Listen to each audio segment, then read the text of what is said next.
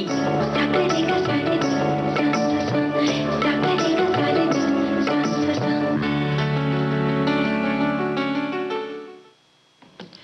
सखी सहेली कार्यक्रम सुनने वाले सभी श्रोताओं का इस कार्यक्रम में बहुत बहुत स्वागत है और स्वीकार कीजिए पूनम त्रिपाठी और मंजरी वर्मा का नमस्कार। देखो कितना प्यारा सा मौसम है ना, एकदम रंग बदला हुआ है, फिजा बदली हुई है, चारों तरफ हरियाली है। तो भाई इस हरियाली में जब आज के विषयों की बात होगी तो और भी चार चांद लग जाएंगे, है ना? बिल्कुल सही। तो मंजरी, हाँ बिल्कुल, विषय है आज का। आज हम अंतर्राष्ट्रीय ओजोन परत संरक्षण दिवस मना रहे हैं, जो कि सभी लोग जानते हैं, श्रोता जानते हैं कि ओजोन जो परत है हमारी पृथ्वी के लिए कितनी महत्वपूर्ण है। तो इस बारे में हम बात करेंगे, बिल्कुल बात करेंगे। और इसी के साथ आज सखी विशेष में भी हम बात करने वाले हैं। तो आज हम बात करेंगे शास्त्रीय नृत्यांगना शर्मिला विश्वास की। बिल्कुल। और जैसे कि वैसे तो हर रिश्ता बहुत महत्वपूर्ण होता है, लेकिन एक बहुत ही कहना चाहिए नाजुक सा रिश्ता, प्यारा सा रिश्ता है, वो है सास और बहू का। बिल्कुल। तो उस बारे में भी हम बातें करेंगे और हम ये भी चाहेंगे कि श्रोता अपने कमेंट्स, अपनी टिप्पणी हमें लिख भेजें ना, क्योंकि बड़ा प्यारा सा रिश्ता है, मीठा भी है, खट्टा भी है, तो इमली की तरह बिल्कुल। तो अपने अनुभव जरूर लिखिएगा। जी। और एक और बहुत इम्पोर्टेंट चीज है, बहुत महत्वपूर्ण चीज है मंजरी, वो है कि आजकल बच्चों में कैंसर की जो बीमारी है वो देखी जा रही है। तो इस विषय पर आज हम डॉक्टर मोनिका भगत से बातचीत सुनेंगे उनकी, यानी कि एक रिकॉर्डिंग सुनवाएंगे। जी हाँ, रिकॉर्डिंग उनसे। और भाई आज शुक्रवार है ना, तो व्यंजन का दिवस है। पूनम और मंजरी और व्यंजन की बातें जो ये हो ही नहीं सकता है ना। तो भाई आज तो सोयाबीन की बड़ियों की बात होगी, जो खासकर कहना चाहिए पूनम बारिश का समय है, तो घर पर ये चीज रखें तो बहुत चीजें बन सकती है ना। बिल्कुल बातें करेंगे और लुत्फ भी उठाएंगे ना। और क्या है ना, कहते हैं कि सोचने से मिलती नहीं तमन्नाओं के शहर, मंजिल को पाने के लिए चलना जरूरी है ना। तो कोई भी अगर मंजिल पाना है तो चलना तो पड़ेगा ही, बिल्कुल करते हैं। और इसी तरह अगर हम किसी काम को निरंतर करते रहें ना, तो उस काम में निश्चित ही सफलता मिलती है। और ऐसे ही एक सफल महिला की हम बात करेंगे सखी विशेष में, वो है शर्मिला विश्वास जी, जो कि ओडिसी की प्रसिद्ध नृत्यांगना और कोरियोग्राफर है। शर्मिला जी का जन्म बंगाल राज्य के कोलकाता शहर में हुआ। उन्होंने बहुत ही कम उम्र, मात्र 8 साल की उम्र से ही नृत्य सीखना शुरू कर दिया। उनके पहले गुरु थे मुरलीधरन मांझी, जिनसे शर्मिला जी ने उड़ीसी नृत्य की प्रारंभिक प्रशिक्षण लिया और बाद में उन्होंने उड़ीसा नृत्य के सुप्रसिद्ध गुरु केलू चरण महापात्र से उड़ीसा शास्त्रीय नृत्य का प्रशिक्षण लिया। और शर्मिला विश्वास जी ने अपने शास्त्रीय नृत्य के कैरियर में कई तरह के नृत्य महोत्सव में भाग लिया है मंजरी, जैसे कि है एलिफेंटा नृत्य महोत्सव, खजुराहो का, कोणार्क है। इतना ही नहीं, इन्होंने विदेशों में भी होने वाले जो कला महोत्सव है, उन्होंने वहां भी जाकर उन्होंने बढ़ चढ़कर हिस्सा लिया ना। जैसे यूके, यूएसए, जर्मनी, रूस और बांग्लादेश जैसे कई देशों में उन्होंने अपने शास्त्रीय नृत्य कला का प्रदर्शन किया, जिनके लिए उन्हें प्रशंसा भी मिली। बिल्कुल। और शास्त्रीय नृत्य के साथ साथ अपने नृत्य में शर्मिला विश्वास जी कई प्रोग्राम भी करती थी और उन्होंने उड़ीसा के मंदिर नर्तकों द्वारा प्रस्तुत होने वाला प्राचीन महरी नृत्य पर भी काफी शोध किया। और साल 1995 में उन्होंने कोलकाता में उड़ीसी विजन और मूवमेंट सेंटर की स्थापना, सौर मूवमेंट सेंटर की स्थापना की, जहां वो निदेशक है और युवाओं को नृत्य का प्रशिक्षण देती आ रही है। बिल्कुल। और इतना ही नहीं मंजरी, साल 2009 में उन्होंने पूर्वधारा नाम का वार्षिक उत्सव शुरू किया, जिसमें पूर्वी भारत और उत्तर पूर्व भारत के पारंपरिक नृत्यों का प्रदर्शन किया जाता है। और इसी तरह के उल्लेखनीय कार्य के लिए उन्हें कई पुरस्कारों से सम्मानित किया गया। सूचना एवं प्रसारण मंत्रालय भारत सरकार की ओर से सर्वश्रेष्ठ कोरियोग्राफी अवार्ड दिया गया और ये पुरस्कार उन्हें भारत में पुरी की देवदासियों पर आधारित संपूर्ण नामक नृत्य के निर्माण के लिए दिया गया। और साल 1998 में पश्चिम बंगाल सरकार की ओर से उदय शंकर सर्वश्रेष्ठ कोरियोग्राफी के पुरस्कार से उन्हें नवाजा गया। और इतना ही नहीं, साल 2010 में शर्मिला विश्वास जी को महारी पुरस्कार से भी सम्मानित किया गया और साल 2012 में कलाकारों का जो सर्वोच्च पुरस्कार होता है, संगीत नाटक अकादमी पुरस्कार से भी उन्हें सम्मानित किया गया। और शर्मिला बिस्वास जी पूरी तन्मयता के साथ अपने कार्य में लगी हुई हैं और युवाओं को ओडिसी शास्त्रीय नृत्य की बारीकियां सिखा रही हैं। बिल्कुल। तो वही नृत्य जब वो सिखा रही हैं तो हम लोग क्यों ना यहाँ पर एक प्यारा सा गीत सुन ले पूनम। बिल्कुल।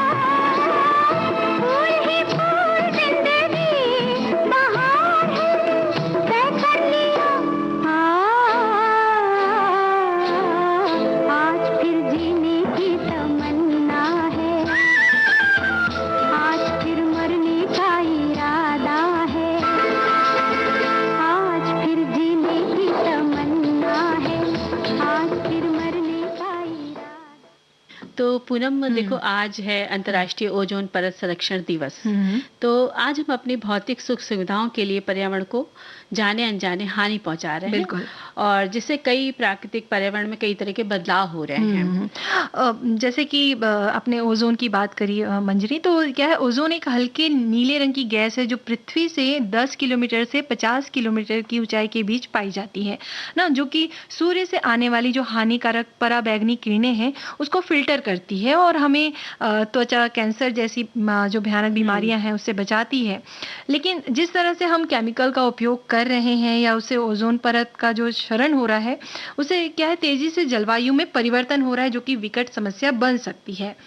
और इन्हीं सब समस्याओं से बचने के लिए आज यानी 16 सितंबर को अंतर्राष्ट्रीय ओजोन परत संरक्षण दिवस के रूप में मनाया जा रहा है। आगे की जानकारी इस गीत के बाद दें।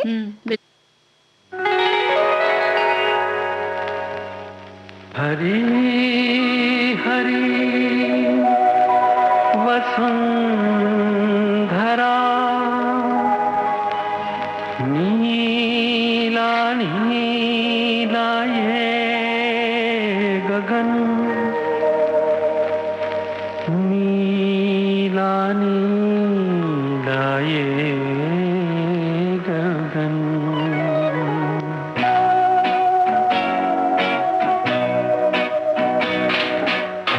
हरी वसुंधरा पे नीला नीला ये गगन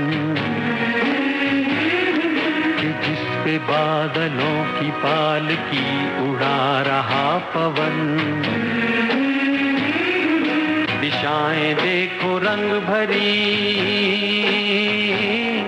दिशाएं देखो रंग भरी, चमक रही उमंग भरी। ये किसने फूल फूल पे, ये किसने फूल फूल पे किया सिंगार है। ये कौन चित्रकार है, ये कौन चित्रकार, ये कौन चित्रकार है, ये कौन चित्रकार है, ये कौन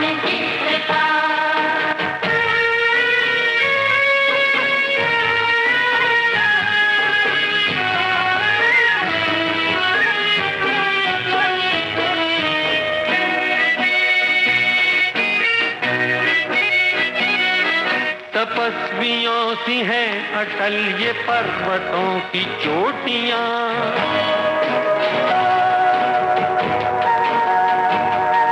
ये सर्प सी घुमेरदार घेरदार घाटियां।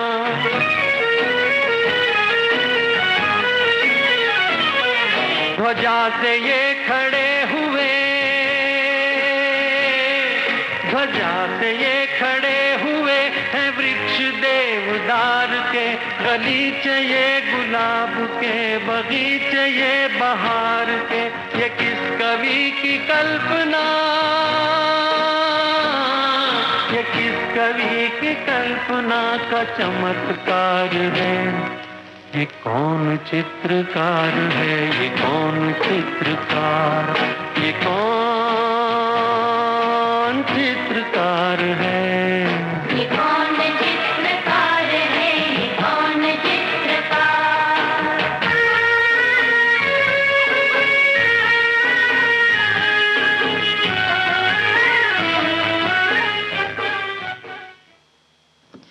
सखी सहेली कार्यक्रम में अब वक्त हो चला है एक छोटे से अंतराल का।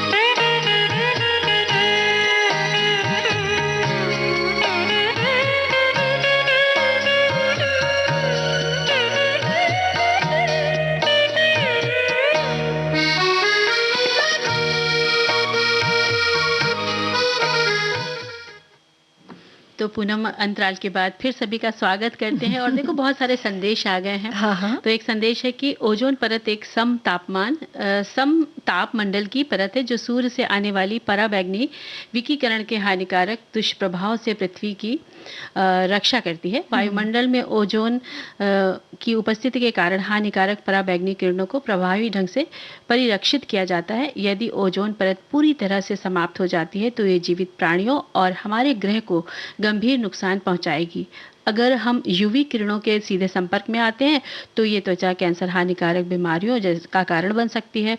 और जो कि आज अंतर्राष्ट्रीय ओजोन परत संरक्षण दिवस है तो इस पर बहुत सारे कमेंट्स लगातार आ ही रहे हैं। और एक कमेंट और है, ओजोन परत ऑक्सीजन के 3 परमाणुओं से मिलकर बनने वाली गैस है और ये पृथ्वी के वायुमंडल की एक परत है जो सूर्य से आने वाली अल्ट्रावायलेट किरणों से हमें यानी मानव जाति को बचाने का काम करती है। तो तभी तो मंजरी की जब ये बहुत इतना महत्वपूर्ण है, तभी क्या हुआ था कि 1987 को 24 देशों के प्रतिनिधियों ने मिलकर दुनिया के सामने ये घोषणा की थी कि ओजोन परत को नष्ट होने से बचाना है और एक प्रोटोकॉल की शुरुआत हुई जिसे मॉन्ट्रियल प्रोटोकॉल कहा गया। और 19 दिसंबर साल 1994 को संयुक्त राष्ट्र महासभा ने 16 सितंबर को ओजोन परत के संरक्षण के लिए अंतर्राष्ट्रीय दिवस के रूप में घोषित किया और साल 1995 से इस दिन को मनाया जा रहा है पहली बार। 35 साल पहले ओजोन परत को नष्ट करने वाले पदार्थों पर मॉन्ट्रियल प्रोटोकॉल को अपनाना पर्यावरण के इतिहास में एक महत्वपूर्ण मोड़ था। मॉन्ट्रियल प्रोटोकॉल एक वैश्विक समझौता जहां पृथ्वी की ओजोन परत को नष्ट करने वाले रसायनों को चरणबद्ध रूप से समाप्त करना, ओजोन क्षयकारी पदार्थों का उत्पादन और खपत दोनों शामिल हैं। तो इस प्रोटोकॉल ने हमारे सामने आने वाले जो सबसे बड़े खतरे को कम कर दिया और लोगों को जागरूक किया कि कैसे एरोसेल स्प्रे और कूलिंग में इस्तेमाल होने वाले जो मानव निर्मित जो रसायन हैं वो आसमान में छेद कर रहे हैं और हमारी प्रकृति को हानि पहुंचा रहे हैं। बिल्कुल। और सरकारों ने ओजोन क्षयकारी पदार्थों यानी मुख्य रूप से क्लोरोफ्लोरोकार्बन और हैलोन को नियंत्रित करने और कम करने के लिए इन प्रोटोकॉल को अपनाया। ये दुनिया का पहला और एकमात्र संयुक्त राष्ट्र पर्यावरण समझौता था जिसके लिए दुनिया के हर देश ने पहल की। तो भाई मंजरी, इसका नतीजा ये है कि आज हम ओजोन क्षयकारी पदार्थों का उपयोग जो है वो कम किया जा रहा है और ओजोन परत को काफी हद तक हम सुरक्षित कर चुके हैं। और एक चीज और है मंजरी जो हम हम खुद कर सकते हैं वो ये है कि कुछ विशेष बातों का हम ध्यान रखें ना, जैसे कि फ्रिज या कूलर खरीदते समय ये देखें कि वो ओजोन फ्रेंडली है कि नहीं। बिल्कुल ना आजकल क्योंकि मार्केट में या बाजार में ये चीजें भी उपलब्ध हैं। और प्लास्टिक का इस्तेमाल कम से कम करें, हो सके तो ना करें वो ज्यादा बेटर है। हाँ बिल्कुल। और जैसे कि रूम फ्रेशनर है ना, जो हम परफ्यूम जिसे बोलते हैं ना, केमिकल परफ्यूम, उसका उपयोग ना करते हुए इत्र का उपयोग करें। बिल्कुल, क्योंकि वो भाई फूलों से बना रहता है ना। और एयर कंडीशन का इस्तेमाल भी कम करें। जहां तक हो सके हवा रोशनी के लिए प्राकृतिक स्रोतों का ही उपयोग करें। बिल्कुल। तो अच्छा है। और देखा जाए तो जीव जंतु को इन किरणों की वजह से बीमारियां से वो बचते हैं और फसल को हानि से भी ये बचाती है ये परतें जो होती है। हाँ, तो सोचिए कि कितना महत्वपूर्ण परत है और इसका ख्याल हमें ही रखना है ना। बिल्कुल। ये दिवस इसीलिए आता है ना मंजरी कि हम इन सब चीजों के प्रति जागरूक हो सकें और पहला कदम हम खुद क्यों ना उठाएं। बिल्कुल, क्योंकि हम ये हमारे मानव की है इतने सारा समूह है मानव का धरती पर, तो उनकी सुरक्षा के लिए ही ये चीज है बनी है। तो उसकी सुरक्षा और जो उसके हानि होती है, लाभ जो फायदे कहते हैं, नुकसान, उन सब का ध्यान हमें ही रखना है। हम रखेंगे तो हम स्वस्थ रहेंगे और हमारी धरती मस्त रहेगी, खिली सी रहेगी, है ना, खिली से रहेगी। तो एक गीत सुन ले। हाँ, क्यों नहीं।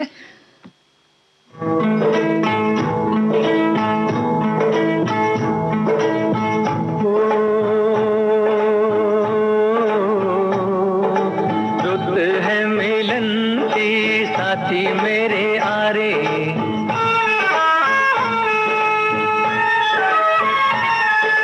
रुत है मिलन की साथी मेरे आरे, मोहे कहीं ले चल बाहों के सहारे, बागों में खेतों में नदिया किनारे, रुत है मिलन की साथी मेरे आरे।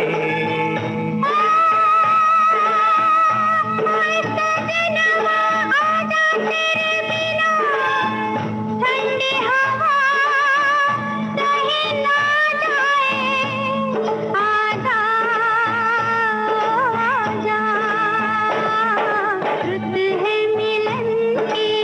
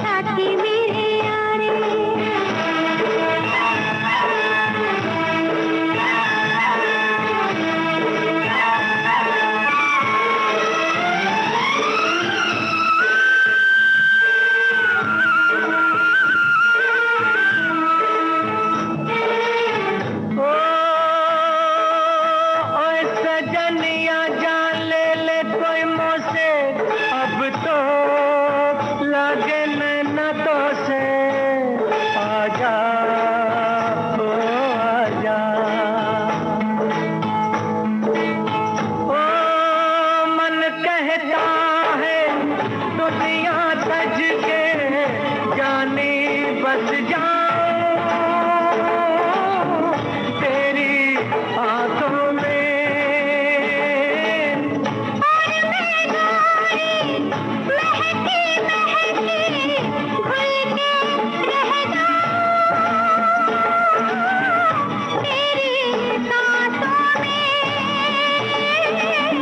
एक दूजे में यूं खो जाए, जग देखा करे,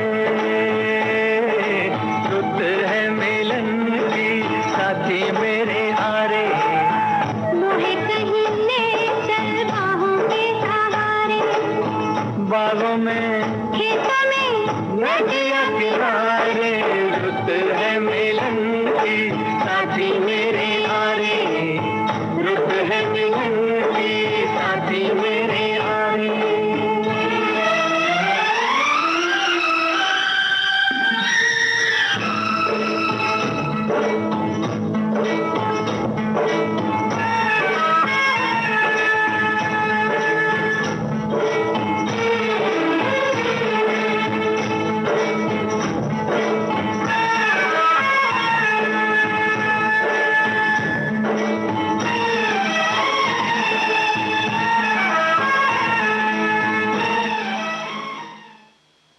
वाकई रुत मिलन की है ना, चाहे कोई भी रिश्ता हो। हाँ भाई रिश्ते तो भाई जब हम एक दूसरे से मिलते हैं तो रिश्ते बनते हैं, लेकिन देखो जो सास बहू का रिश्ता होता है वो बड़ा प्यारा होता है, क्योंकि हम एक घर से शादी होके मतलब एक घर में हम जन्म लेते हैं और दूसरे घर में जाते हैं, वहाँ पर पूरा हम समझते हैं, और वहाँ पर एक माँ अगर हम छोड़ते हैं तो हमें दूसरी माँ भी मिलती है।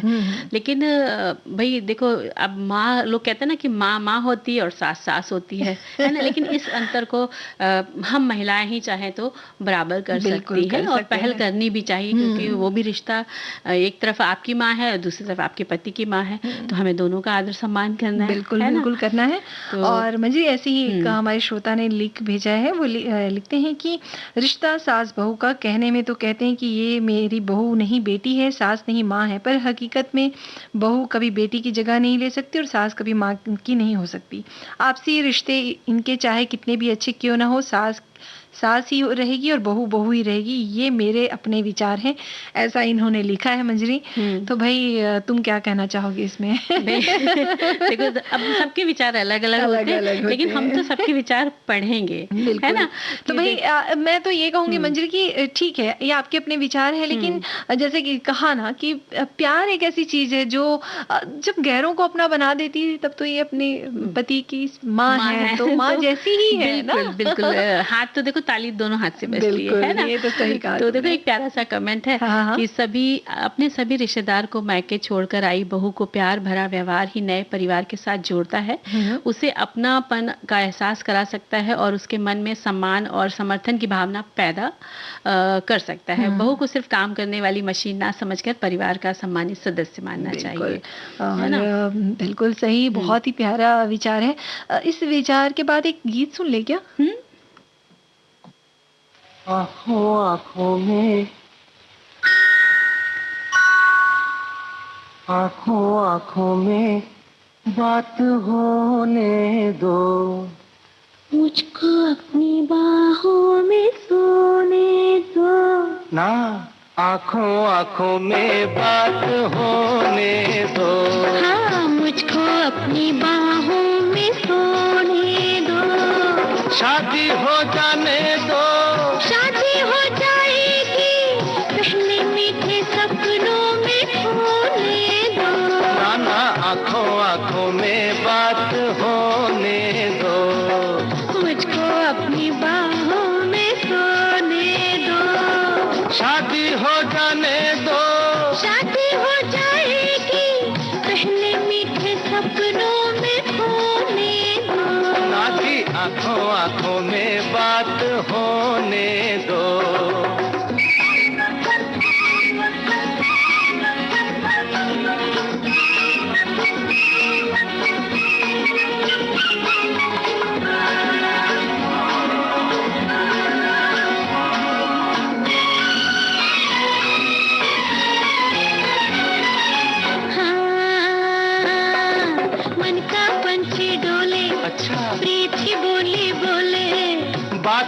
बढ़ेगी आगे लेकिन हौले हौले, मन का पंछी डोले, प्रीत की बोली बोले, हर बात बढ़ेगी आगे लेकिन हौले हौले, कब तक इंतजारी, उम्र पड़ी है सारी, दिल को जरा दिल में थमोने दो, आंखों आंखों में बात होने दो, मुझको अपनी बाहों में सोने दो, शादी हो जाने दो, अरे शादी हो जाएगी, पहले मीठे सपनों में खोने दो। ना ना ना ना ना ना, आंखों आंखों में बात क्या समझी,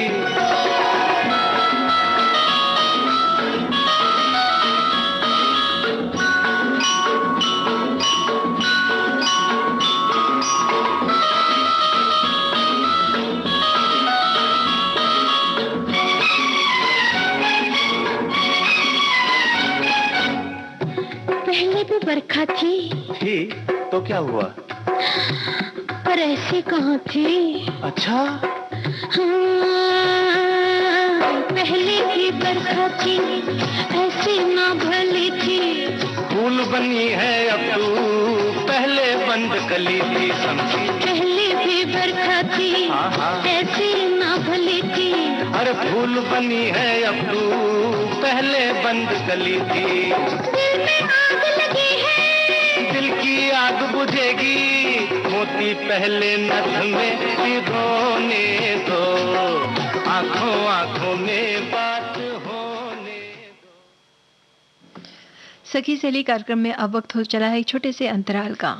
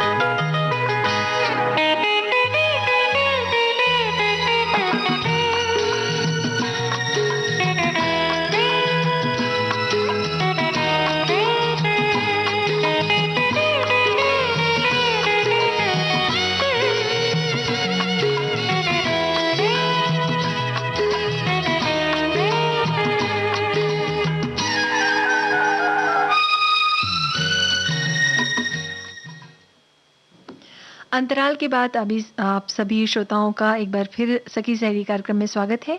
और आइए अब सुनते हैं बच्चों में कैंसर इस विषय पर डॉक्टर मोनिका भगत से बातचीत।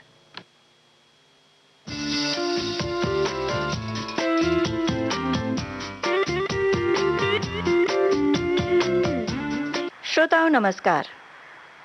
कैंसर एक खतरनाक और गंभीर बीमारी जो सिर्फ बड़ों को ही नहीं बल्कि बच्चों को भी प्रभावित कर रही है और दिन पर दिन बच्चों में इस बीमारी के मामले बढ़ते ही जा रहे हैं। कैंसर के बारे में डॉक्टर्स का कहना है कि जितनी जल्दी इस बीमारी का पता चलेगा उतनी ही जल्दी और कारगर इलाज संभव है। जी, बिना घबराए इस बीमारी का सामना किया जा सकता है और ख़ासकर बच्चों में कैंसर के प्रति जागरूकता लाने के लिए सितंबर महीने को चाइल्डहुड कैंसर अवेयरनेस मंथ के रूप में मनाया जा रहा है, यानी बचपन कैंसर जागरूकता माह के रूप में। आज हमारे साथ हैं pediatric cancer surgeon doctor Monika Bhagat. आइए उन्हीं से जानते हैं कि इस माह को मनाने का उद्देश्य क्या है। नमस्कार, मैं डॉक्टर मोनिका भगत हूँ और मैं चाइल्ड कैंसर सर्जन हूँ। पहले तो मैं अवेयरनेस की अहमियत बताऊंगी। अवेयरनेस मतलब अगर हम किसी चीज़ को अपनी आंखों से देखेंगे या कानों से सुनेंगे, अगर हमने पहले भी उस चीज़ को सुना होगा तो हम नेक्स्ट टाइम उसे देखेंगे तो हम ध्यान रखेंगे जी। तो जो ये सितंबर का महीना अवेयरनेस के लिए इसीलिए मनाया जाता है ताकि हम लोगों को जागरूक कर सकें कि बच्चों में भी कैंसर होता है। अक्सर हम सुनते हैं कि किसी बड़े रिश्तेदार में कैंसर हुआ किसी को और वो उसने इलाज कराया, तो बच्चों की जनरली उतना ज़्यादा लोगों को जागरूकता नहीं है। वो इसीलिए भी क्योंकि बच्चों के कैंसर के केसेस बहुत कम होते हैं। जैसे 50 से 60,000 के करीब एनुअल, मतलब एक साल में इतने केसेस ही बच्चों के आते हैं, जो कि बहुत कम नंबर है। इसीलिए लोगों को अवेयरनेस नहीं है जी। अगर हम लोग अवेयरनेस क्रिएट करने का मकसद ये रहता है कि अगर लोग जागरूक होंगे, उनको चीज़ें पता होंगी कि बच्चों में कैंसर के ये लक्षण होते हैं, तो वो लक्षण को देख के वो इलाज कराने सही जगह पहुंचेंगे। क्योंकि जितना जल्दी इस चीज़ का इलाज हो सकता है, उतना ही बच्चों का क्योर मतलब वो बीमारी का पूरा खात्मा जिसे बोलते हैं, वो कैंसर का पूरा बराबर से इलाज हो सकता है और बहुत कम चांसेस होते हैं कि बच्चों को वापस कैंसर आए। लेकिन इंडिया, हमारे भारत में ये देखा गया है कि जब तक बच्चे जिनको कैंसर होता है, जब तक वो ऐसे इलाज अस्पताल में पहुंचते हैं जहाँ इलाज हो सके, तो 80% तक वो कैंसर फैल चुका होता है। तो मैं ये नहीं कहूँगी कि जैसे 80% तक कैंसर फैल चुका है तो बच्चा बचेगा नहीं। बच्चों के कैंसर में कुछ चीज़ें बहुत अच्छी हैं कि जैसे उसने कुछ इलाज किया तो भी बचने का चांस 60, 70%, 80% तक जा सकता है, जो कि बड़ों के कैंसर में नहीं होता है। उसमें सिर्फ इतना डिफरेंस आता है कि हमें दवाइयाँ अधिक देनी पड़ती है, जिससे बच्चों को बाद में कॉम्प्लिकेशंस हो सकती हैं, जो कि अगर यही कैंसर नहीं फैला होता, वो उसके पेरेंट्स या आसपास के लोग अवेयर होते, तो बच्चे को जल्दी अस्पताल लेके जाते, इलाज जल्दी होता और वो छोटे में ही कम दवाइयों में ही इलाज हो सकता है उसका, और बच्चों को लॉन्ग टर्म कॉम्प्लिकेशंस नहीं होती हैं। मैं लॉन्ग टर्म कॉम्प्लिकेशंस की बात इसीलिए करती हूँ क्योंकि बच्चों को इलाज कराने के लिए कीमोथेरेपी, कैंसर के ड्रग्स जिन्हें बोलते हैं, रेडिएशन जो होती है और सर्जरी, ये सब चीज़ें लगती हैं। तो जितना जल्दी हम पकड़ेंगे उतना ही ये इलाज की इंटेंसिटी, मतलब जितना ज़्यादा इनका डोज देना चाहिए वो कम दिया जाता है। इसीलिए अवेयरनेस क्रिएट करना, लोगों को जागरूक होना बच्चों के कैंसर के बारे में, ये बहुत ज़रूरी हो जाता है। बिल्कुल। तो डॉक्टर, आप हमें ये बताइए कि वो क्या लक्षण है? देखिए, बच्चों में सर्दी खांसी या छोटी मोटी बीमारियां तो लगती रहती है, लेकिन हमें कब सतर्क रहना होता है। जैसे अगर किसी बच्चे का वजन कम होता जा रहा है, जैसे डायरिया हुआ या बच्चा बीमार है, तो वो नॉर्मली खाना कम खा रहा है, उसका थोड़ा वजन कम हो गया, ये इतना ज्यादा डेंजरस साइन नहीं है। लेकिन अगर बच्चे का वजन कम होता ही जा रहा है, उसको हल्का बुखार रह रहा है या रात को पसीना आ रहा है ज्यादा, ये एक सिम्टम होता है। सुबह के टाइम पे उसको सरदर्द हो रही है, सरदर्द के साथ उल्टियाँ हो रही हैं, ऑलमोस्ट रोज ऐसा चल रहा है, तो ये एक लक्षण होता है।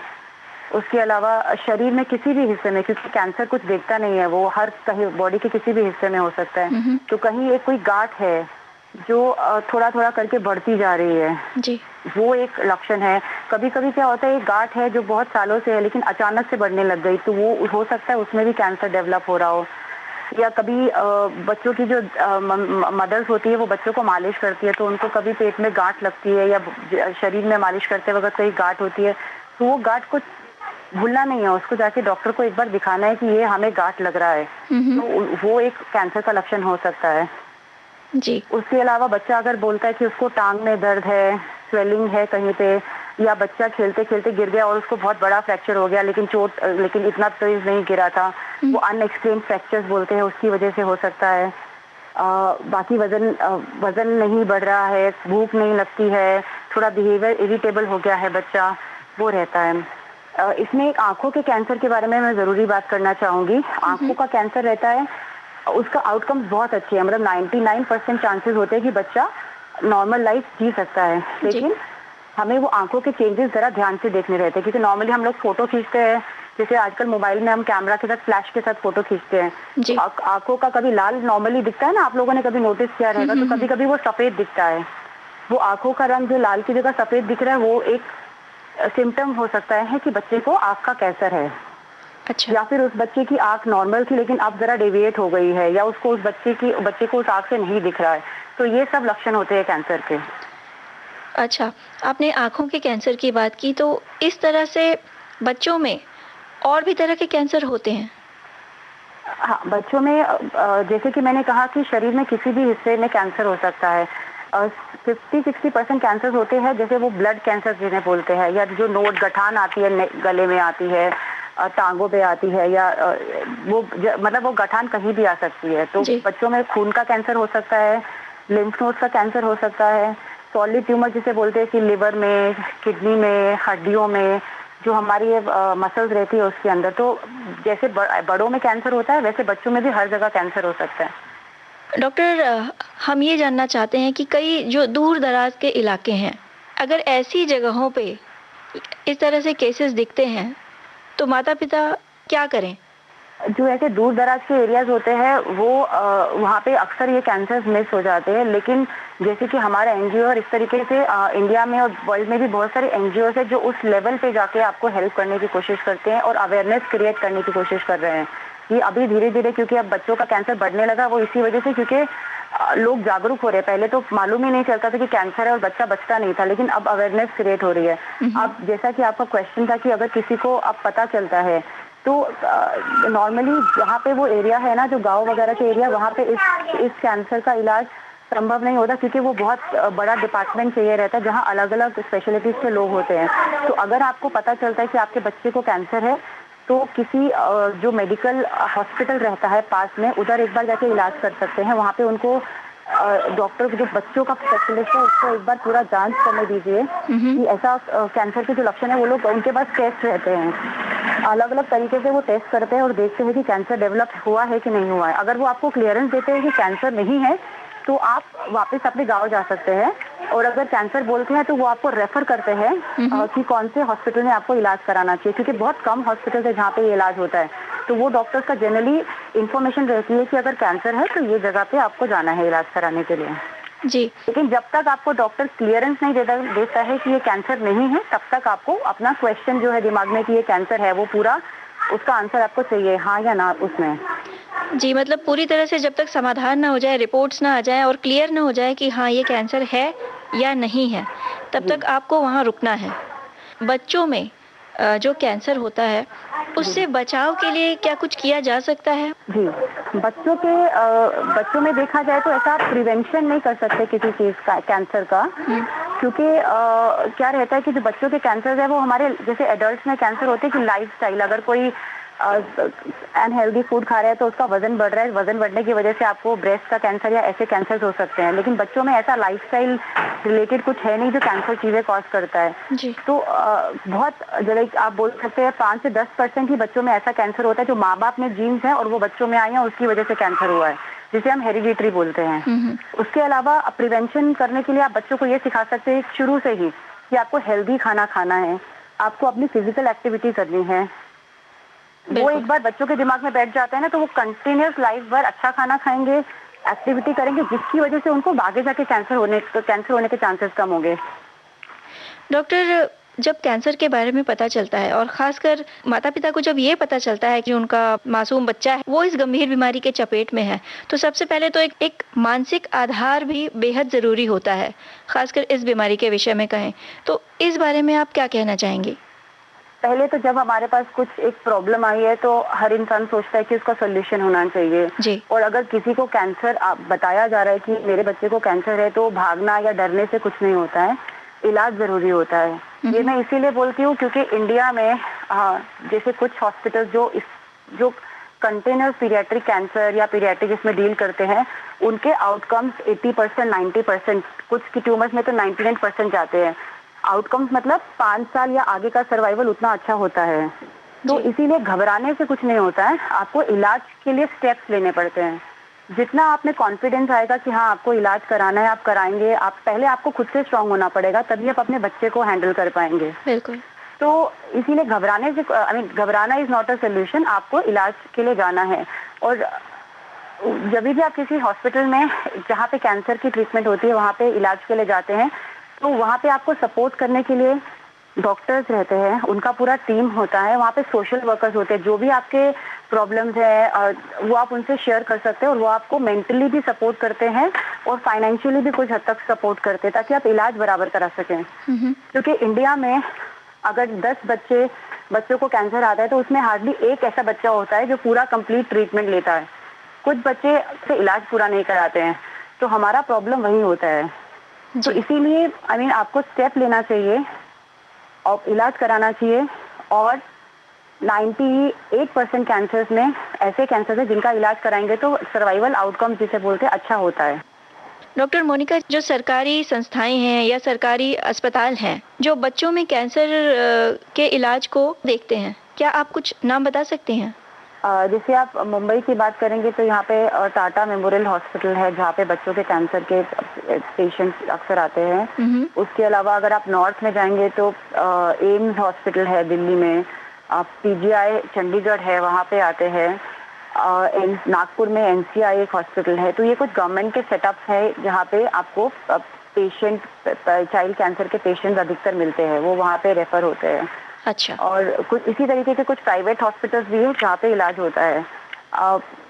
ये बहुत कम जगह पे होता है, अगर आप सर्च करेंगे तो आपको नाम दिख जाते हैं, गवर्नमेंट के भी और प्राइवेट हॉस्पिटल्स के भी। जी बिल्कुल। डॉक्टर मोनिका जी, बच्चों में कैंसर के प्रति जागरूकता विषय पर आपने इतनी जो जानकारी हमें दी, उसके लिए हम आपको धन्यवाद देते हैं। जी धन्यवाद।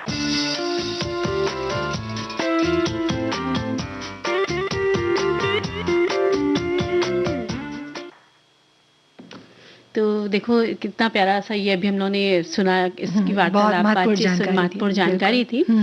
और इससे पहले हम लोग बात कर रहे थे ना कि सास बहू के रिश्ते के बारे में, तो भाई देखो बिल्कुल मंजरी पकड़ के बैठी है ना, बिल्कुल नहीं कमेंट हम पढ़ रहे थे तो थोड़ा सा उसको वापस हम पढ़ देते हैं। हाँ, है ना कि अपने सभी रिश्तेदार को मैके छोड़कर आई बहू को प्यार भरा व्यवहार ही नए परिवार के साथ जोड़ सकता है, उसे अपनापन का एहसास करा सकता है और उसके मन में सम्मान और समर्थन की भावना पैदा कर सकता है। बहू को सिर्फ काम करने वाली मशीन ना समझकर परिवार का सम्मानित सदस्य माना जाए, उसके सोच भावनाओं को अहमियत दिया जाए, उससे परिवार के जरूरी फैसले लिए जाएं तो परिवार की सुख शांति बनी रह सकती है। अगर सास घर के सारे काम बहू को ना सौंपकर खुद भी उसके हर काम में सहायता करती है तो उसका खुद का स्वास्थ्य भी बना रहेगा और परिवार का वातावरण भी मधुर बना रहेगा। भाई ये बात तो पूनम बिल्कुल बहुत अच्छी लिखी इन्होंने कि अगर सास भी जो काम करती, जो पहले से करती आ रही घर में, वो अपना एज इट इज करती रहें तो उससे क्या होगा कि वो बहू को आप बता दें तुम ये कर लो वो कर लो, लेकिन आप भी अपने हाथ पर चलाते रहिए,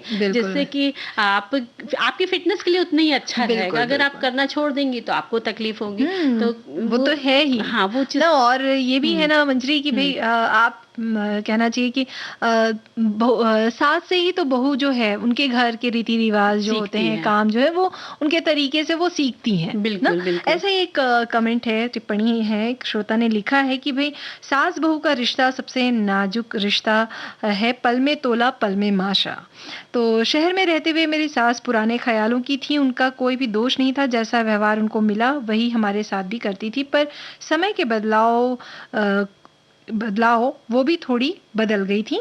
आज वो नहीं है, पर उनकी बात, उनका अनुशासनबद्ध जिंदगी उस समय तो अच्छी नहीं लगती थी, आज उनकी कई बातें सही लगती है जब मैं खुद सास बनी हूँ। पर ये भी सही है कि आप उसे बेटी बना लें पर वो आपको माँ माने, तब भगवान की कृपा से उसकी माँ भी है, तो आपको अपनी माँ कैसे माने? सासू माँ ही मानेगी तो फिर आप बेटी कैसे बनाएंगे? बस ऐसे ही खट्टा मीठा रिश्ता है ये, इनका ऐसा कहना है। बिल्कुल भाई, ये तो अनुभव की बात होती है। लेकिन एक सखी और लिखती हैं कि सास बहू का रिश्ता मर्यादा से भरा हुआ होना चाहिए, तभी वो रसमय होगा। और मैं भी एक सास हूँ और बहू मेरी आंखों का तारा है, मैं उसे प्यार और सम्मान देती हूँ और वो भी मुझे उतना ही सम्मान और स्नेह देती है। वही बात है कि देखो ताली पूनम दोनों हाथों से बजती है, हम जैसा देंगे वैसा हमें मिलेगा। लेकिन कभी कभी थोड़ी सी ऊंच नीच हो जाती है तो भाई उससे घबराना नहीं चाहिए, हिम्मत से अपने काम पे डटे रहना चाहिए। हम तो कहते हैं एक ना एक दिन तो आपकी सास आपको प्यार करेगी और एक ना एक दिन तो बहू आपको प्यार करेगी। और ऐसा भी है ना मंजरी की वो इस रिश्ते को और अच्छे से समझ सकती, क्योंकि कभी वो भी बहू रही होंगी। बिल्कुल ना, रही होंगी क्या, रही हैं, तो उनको भी पता है कि एक जब बहू अपना पूरा घर छोड़ के एक नए परिवार में जब आती है तो नया माहौल में उसे जो एडजस्ट करना होता है या सामंजस्य जो बैठाना होता है वो बहुत मुश्किल होता है ना। तो ऐसे में किस तरह से एक दूसरे की सहायता करके हम आपसी रिश्तों को अच्छा बना सकते हैं। और पूनम कई बार ऐसा होता है कि जैसे कि अगर सबसे अच्छा है कि अपनी सास के साथ बैठकर उनके बचपन के, उनकी लाइफ के किस्से आप सुनना शुरू करिए। तो जब आप अपना शौक उनके प्रति इंटरेस्ट से सुनेंगे उनके किस्से, तो वो सोचेंगे हाँ ये मुझे सुन रही है। तो बहुत सारी बातें आप उनसे सीखती जाएंगी और वो भी खुश होंगी अपनी लाइफ के बारे में आपको बताने से। जैसे आपकी सास मान लो अपने समय में वो स्कूल में बहुत अच्छी खिलाड़ी रही हो या वॉलीबॉल खेलती हो या फुटबॉल खेलती हो, तो जब उसको पता चलेगा बहू को कि अरे मेरी सास अपने समय की इतनी बढ़िया खिलाड़ी है, तो उसका कितना असर पड़ेगा और सास भी खुश होगी कि हाँ मैंने अपनी ये बातें बहू को बताई। तो एक और जो चीज़ आपकी सास को आती है वो चीज़ सीखने की कोशिश कीजिए, तो देखिए आप दोनों में कैसा रिश्ता रहेगा, है ना। तो बहुत बातें तो बहुत सारी हैं, एक बस गीत एक सुन गीत, लें? हाँ बिल्कुल।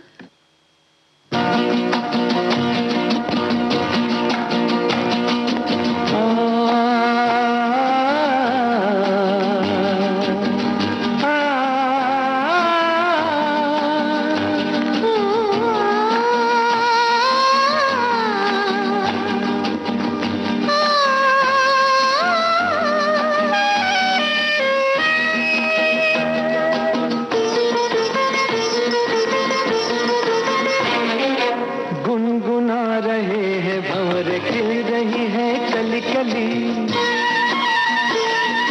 गुनगुना रहे हैं भंवर, खिल रही है कली कली। कली कली गुनगुना रहे हैं भंवर, खिल रही है कली कली।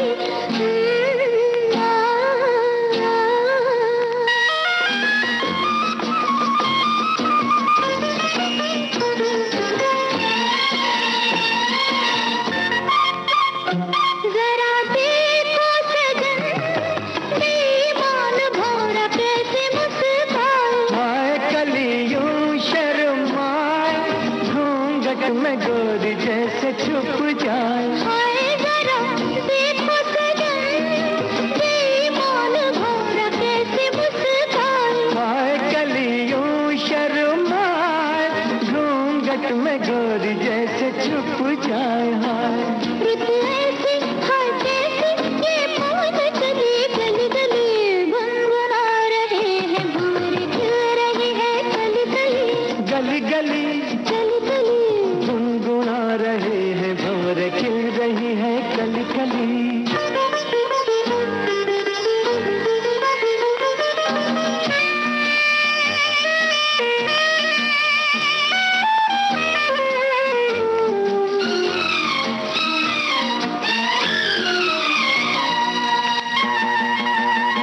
किसी को क्या कहें, हम दोनों भी हैं देखो कुछ खोए। कोई हुआ क्या कोई जागी जिया में अरमान सोए। सोए किसी को क्या कहें, हम दोनों भी हैं देखो कुछ खोए। कोई हुआ क्या कोई जागी जिया में अरमान सोए सोए। रुत ऐसी है कैसी ये पवन चली गली गली। गुनगुना रहे हैं भंवर, खिल रही है कली कली। गली गली कली कली गुनगुना रहे हैं भंवर, खिल रही है कली कली।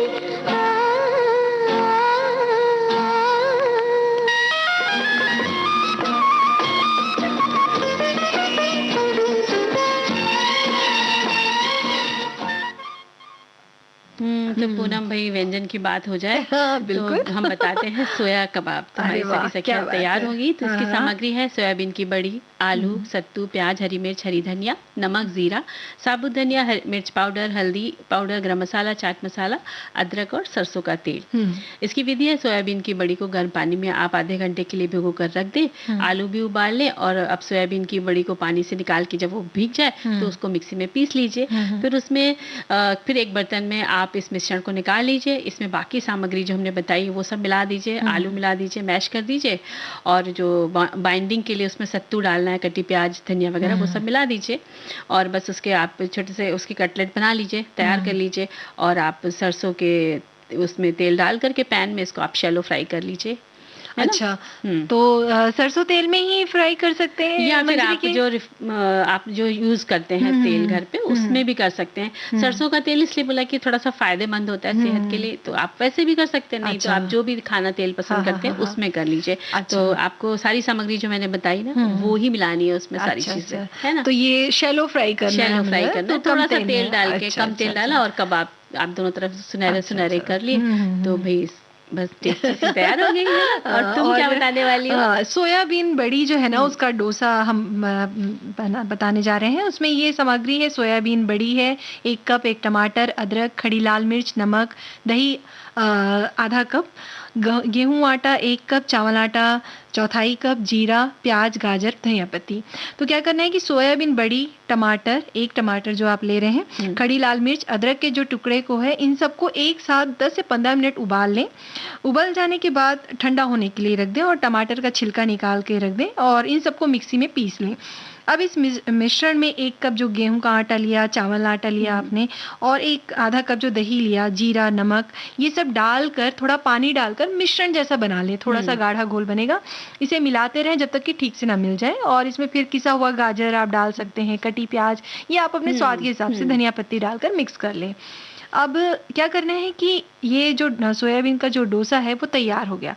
अब इसे जैसे डोसा आप बनाते हैं, थोड़ा तेल लगा के तवे में आप डाल दें मिश्रण को। लेकिन ये है मंजरी की, ये जो मिश्रण होगा वो थोड़ा सा थिक रहेगा, मतलब गाढ़ा रहेगा, डोसे जैसा पतला नहीं कर सकते। तो ये फिर आप दोनों तरफ आप सेक लीजिए इसको। अच्छा, डोसा जब भी बनाते हैं तो तवे पे चिपकता है, तो उसके लिए एक टिप्स है कि एक थोड़ा सा पानी लीजिए बाउल में, उसमें थोड़ा सा भी तेल डाल दीजिए और उसमें जो भी आप कपड़ा लेंगे थोड़ा सा भिगोइए, निचोड़िए और गरम तवे पर उसको रगड़ दीजिए, फिर आप डोसे का घोल डालिए तो चिपकेगा। अरे वाह, क्या बढ़िया टिप्स दिए मंजरी। और साथ में अगर एक चटनी हो जाए तो वो भी बहुत, ये आपको आपके ऊपर है कि आप खाना चाहें। तो उसमें क्या है, नारियल लेना है आपको, कच्चा नारियल, थोड़ा सा चना दाल, हरी मिर्च जैसा आप खाते हैं, नमक और कच्चा आम अगर मिल जाए तो, अभी तो खैर सीजन नहीं है। और ये सबको पानी डालकर पीस लें और ऊपर से चटनी तैयार है। ऊपर से करी पत्ता, सरसों, सफेद तेल, इससे आप तड़का भी दे सकते हैं। और पूनम, जो सोया कबाब की हमने सामग्री बताई थी ना, तो उसका मिश्रण अगर आपके पास बना ही रही है तो आप मिश्रण से आप पराठे भी बना सकते हैं। अरे वाह। तो बस वो मिश्रण आपको बनाना है और आटे में आपको अजवाइन, नमक और तेल डाल के सान लेना है और पराठे जैसा बेलना है। वो भरावन जो सोया कबाब का रेडी होगा वो आप उसमें भर दीजिए लोई में। अच्छा, तो आप पराठा सेक लीजिए। क्या बात है। तो यानी सोया कबाब के मिश्रण के साथ में पराठे का आनंद लीजिए। बहुत बढ़िया। तो चलिए व्यंजन के साथ एक गीत हो जाए।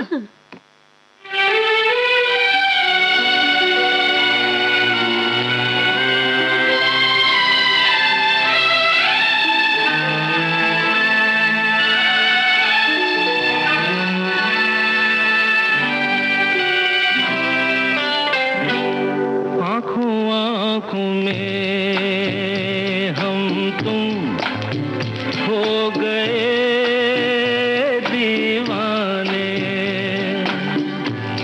बातों बातों में देखा बन गए अफसाने, आँखों में हम तुम हो गए दीवाने।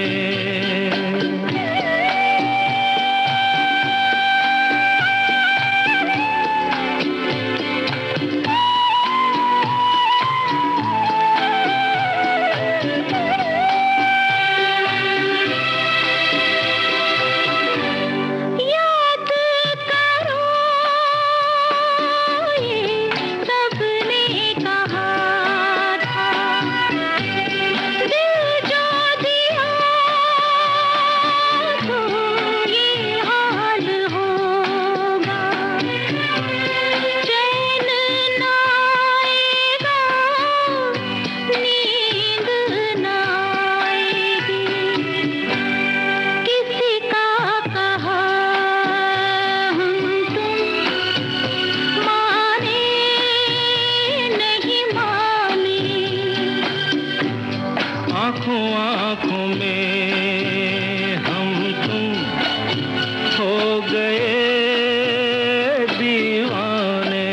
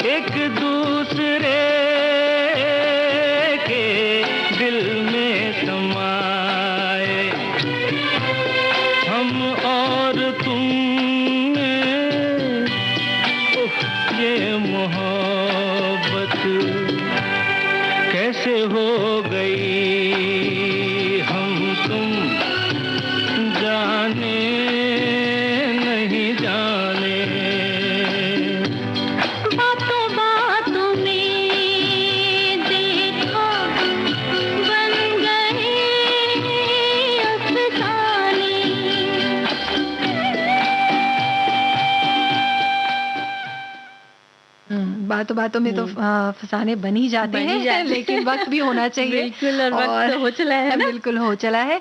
तो सखी सहेली कार्यक्रम से दीजिए अनुमति पूनम त्रिपाठी और मंजरी वर्मा को नमस्कार।